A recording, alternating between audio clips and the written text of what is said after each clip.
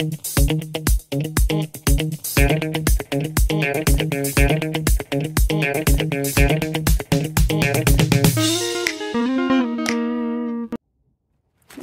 hi.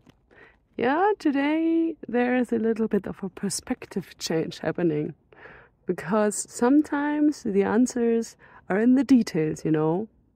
Will it be the case for the next question? Let's see.